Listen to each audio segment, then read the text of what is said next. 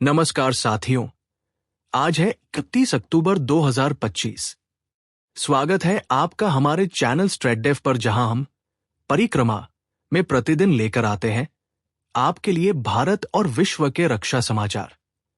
चलिए शुरू करते हैं आज की परिक्रमा। भारत के रणनीतिक पड़ोस में एक बड़ा घटनाक्रम सामने आया है। बांग्लादेश की अंतरिम यूनो सरकार ने पाकिस्तान की खुफिया एजेंसी आईएसआई को अपने ढाका हाईकमीशन में आधिकारिक रूप से सैन्य अधिकारियों की तैनाती की अनुमति दे दी है।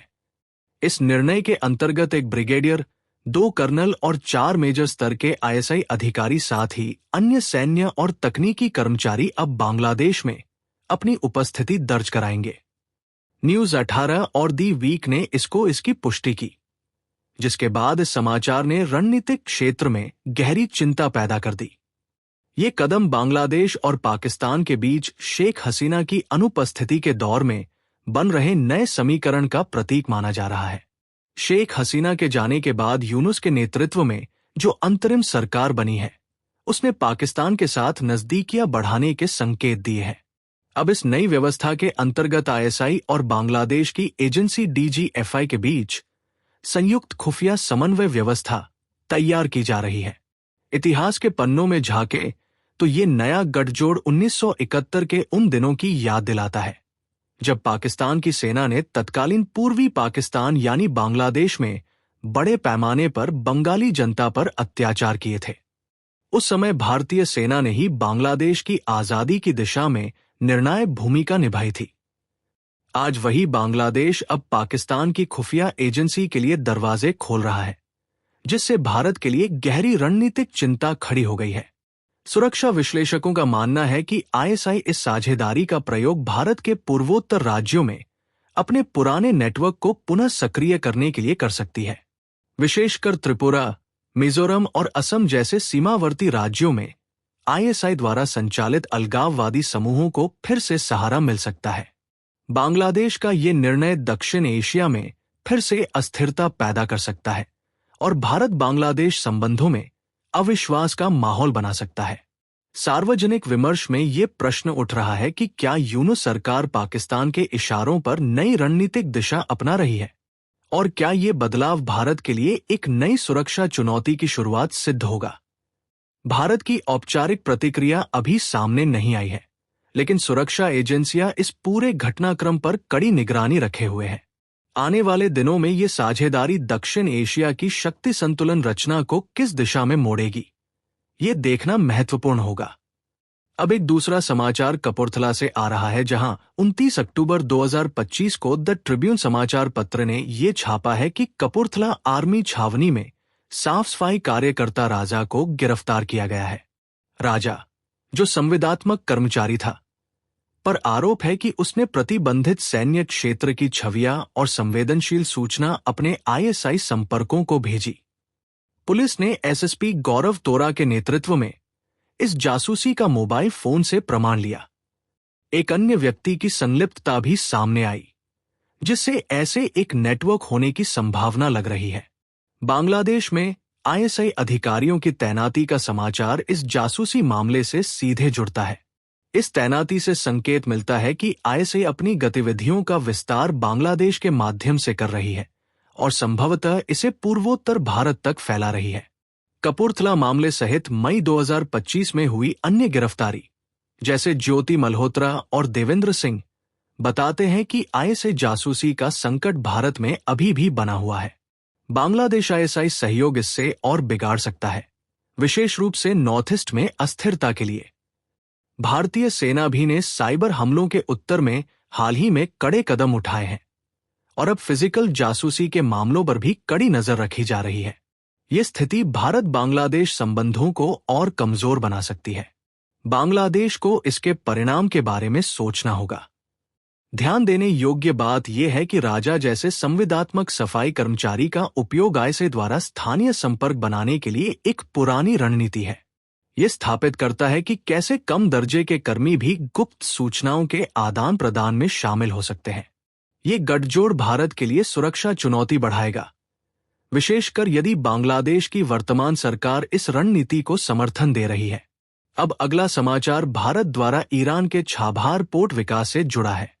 भारत के विदेश मंत्रालय ने इसकी पुष्टि की है कि छाबार पोर्ट के लिए अमेरिकी प्रतिबंध छूट, जो 29 मार्च 2025 से लागू थी, को 6 महीने और बढ़ा दिया गया है।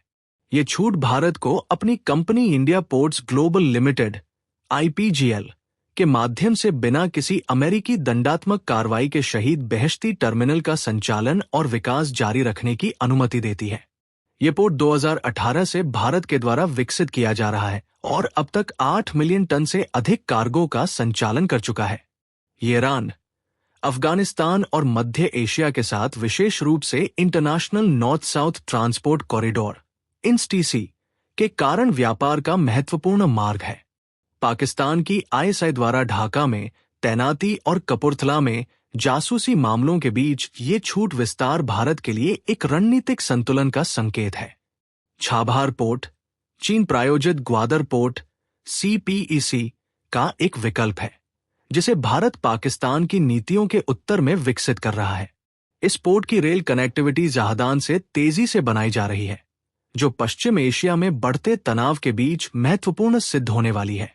इससे भारत को पूर्वोत्तर भारत में ISI समर्थित विद्रोहियों का सामना करने में सहायता मिलती है। छाबार की छूट विस्तार से भारत की क्षेत्रीय स्थिरता बनाए रखने की रणनीति मजबूत होगी। ये छूट भारत की कूटनीतिक कुशलता को दर्शाती है। भारत अमेरिका के ईरान प्रतिबंधों के बीच छाबार निवेश और तेल प्रतिबंधों के अनुपालन के बीच संतुलन बना रहा है। यह अवधि अप्रैल 2026 तक है, जिसके दौरान भारत INSTC को और मजबूत कर सकता है। विदेश मंत्री जयशंकर ने पाकिस्तान आधारित आतंकवादी संस्थाओं लश्कर-ए-तैयबा (LAT) और दी रेजिस्टेंस फ्रंट (TRF) द्वारा 22 अप्रैल 2025 को हुए पहलगाम हमले के संदर्भ में भारत के आत्मरक्षा अधिकार के प्रति जर्मनी के स्पष्ट समर्थन को रेखांकित किया। इस हमले में 26 नागरिकों को आतंकवादियों ने उनका धर्म पूछकर हिंदू होने पर मारा था। उनके इस वक्तव्य ने जर्मनी की ओर से भारत के आतंकवाद विरोधी प्रयासों और सुरक्षा चुनौतियों के प्रति सहयोग का संदेश दिया है, जो वर्तमान में भारत बांग्लादेश आधारित तनाव के बीच और अधिक महत्वपूर्ण हो गया है। जयशंकर का जर्मन समर्थन को लेकर आभार व्यक्त करना भारत के दृष्टिकोण को अंतर्राष्ट्रीय मंच पर मजबूत करता है और ये मजबूती भविष्य में बांग्लादेश से अपने संबंध तय करते समय भारत के लिए लाभकारी सिद्ध होगी। अब बात करते हैं अमेरिका की, जहां के उपराष्ट्रपति JD वेंस ने कल संकेत दिया कि अमेरिका के नाभिकीय हथियारों का परीक्षण फिर से शुरू करना राष्ट्रीय सुरक्षा के लिए अत्यंत आवश्यक है। वेंस ने बताया कि ये परीक्षण न केवल हथियार प्रणाली की क्षमता सुनिश्चित करेगा, बल्कि इससे अरबों डॉलर की कमाई के मार्ग भी खुलेंगे। क्या इसे अमेरिका की बढ़ती सैन्य आक्रामकता का संकेत माना जाए? आपको क्या लगता है, इसे कमेंट में लिखिए। उसके बाद रूसी राष्ट्रपति व्लादिमीर पुतिन ने भी अपने इलेक्ट्रॉनिक संदेश में चेतावनी दी कि यदि कोई अन्य देश नाभिकीय परीक्षण करेगा तो रूस भी इसका उत्तर देगा। पुतिन ने हाल ही में बुरेस्तेनिक क्रूज मिसाइल और पोसाइडन ड्रोन के परीक्षणों का निरीक्षण किया था, जो रूस की बढ़ती सैन्य क्षमता का संकेत है। इसका भारत के ऊपर क्या प्रभाव पड़ेगा, ये देखना आवश्यक है। भारत ने अपनी रक्षा तैयारियों को बनाए रखने के लिए पूर्व में अमेरिका के साथ रणनीतिक संबंध बनाए हैं।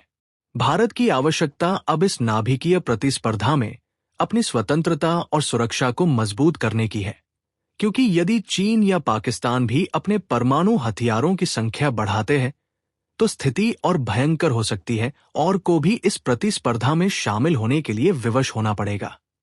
अमेरिका और रूस के ये कदम वैश्विक परमाणु प्रतिबंध संधि CTBT पर नए विमर्श को उत्पन्न कर सकते हैं। भारत अभी इस संधि का सदस्य नहीं है, लेकिन इसकी प्रतिबद्धताओं के प्रति संवेदनशील रहता है। तो मित्रों, ये समय बहुत संवेदनशील है, जब अमेरिका और रूस की नाभिकीय गतिविधियों से पूरे विश्व का ध्यान सुरक्षा और स्थिरता पर केंद्रित हो गया है। भारत इस स्थिति का सावधानीपूर्वक अनुकरण कर रहा है, ताकि न केवल अपने सामरिक हितों की रक्षा कर सके, बल्कि क्षेत्रीय स्थिरता भी बनाए रख सके। ये थे आज के प्रमुख रक्षा समाचार।